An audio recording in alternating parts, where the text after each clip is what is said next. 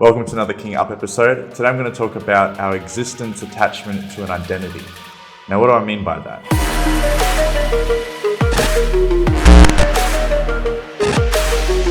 Have you noticed how some people can be obsessed with the occupation that they have or the hobby that they're excessively interested in?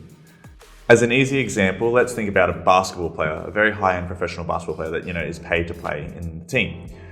Their whole life is built around and regimed around their sport, their training schedules, their education schedules, their strategy sessions.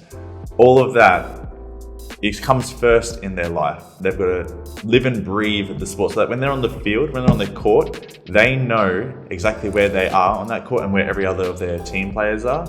And they've also studied the opposing team so that they know, where their strengths and weaknesses are, so that when they play, they know how to play the best that they can to win. Now let's imagine this basketball player can't play basketball anymore for whatever injury that they might come across or the circumstances. Their whole life or their whole world, in a sense, crumbles before them. They now have to then start again of what career they're going to chase.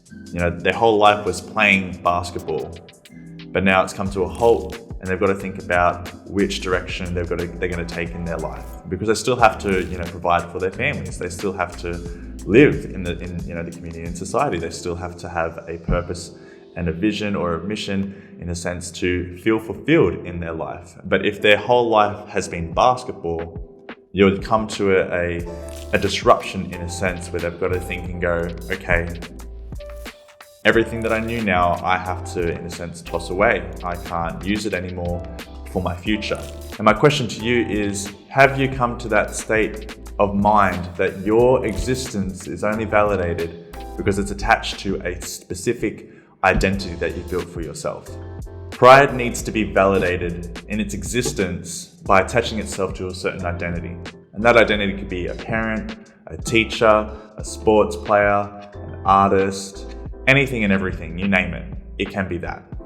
But when something happens to us that impacts our ability to hold that identity, we may feel lost, useless, worthless, or become nihilistic, where nothing matters anymore, or what's the point? We become so overwhelmed by the idea that we can't contribute to society or to our community anymore that our whole world, in a sense, feels like it's caving in on us. But this is completely normal, and this is where humility can kick in. You can become, in a sense, so focused on, I can't be who I'm supposed to be.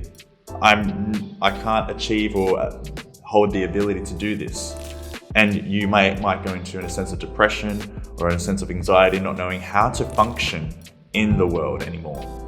But humility says, oh my gosh, I was reliant and so codependent on this identity and so attached to it that I can't function otherwise if I don't exist within that identity.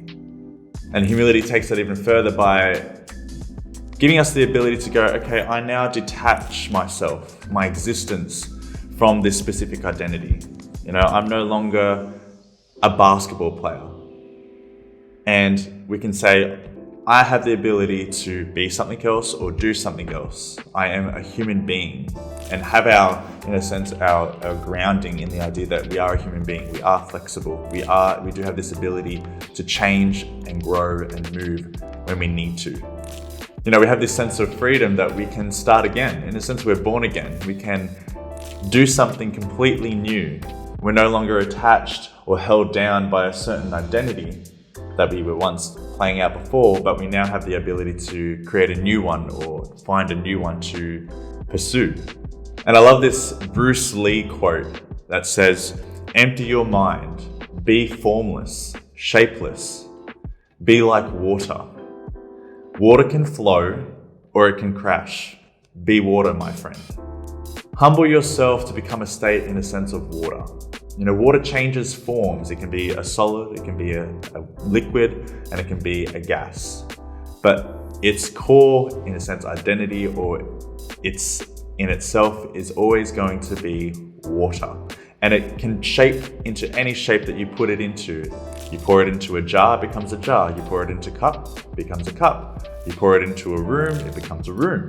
No matter what circumstances or pressures or stress that water undergoes, it's still water.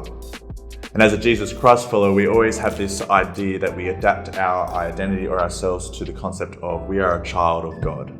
And no matter what happens to us physically in this world, we still have the grounding that we are a child of God, that we can still live out a life of purpose and hold it onto hope and joy, knowing that God has our life under control and that He is directing and guiding us to how we can be an effect to the rest of the world. No matter what difficulties we may experience, we hold fast to the identity that we are a child of God. No matter the situation, our purpose and our existence rests knowing that we are God's. We are at peace knowing that our existence is for God's pleasure, not our own. And God's pleasure is for us to love one another, to care for one another, and not to selfishly do things and be things in a sense to please ourselves. Because we know if we live only for ourselves, just to please ourselves and to further progress only for ourselves out of the expense of others, we know that the outcome isn't going to be peaceful or great for everyone. So I challenge you and I ask you, what is your existence attached to? What is your identity? Who are you and whose are you?